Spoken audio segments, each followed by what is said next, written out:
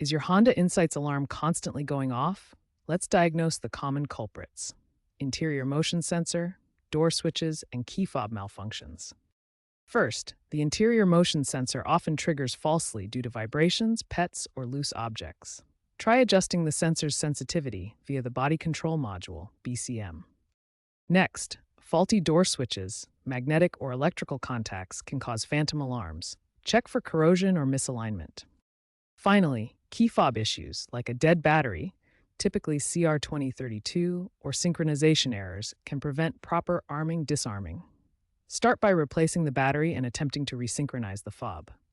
For basic DIY fixes, try resetting the system by cycling the ignition 10 times. Turn the key to on and back to off repeatedly to clear temporary glitches. Clean electrical contacts with electrical cleaner to remove corrosion that can cause false triggers. For advanced diagnostics, use an OBD2 scanner to read codes and check the body control module. Refer to TSB 19-3, updated in 2024, which addresses software bugs in the BCM.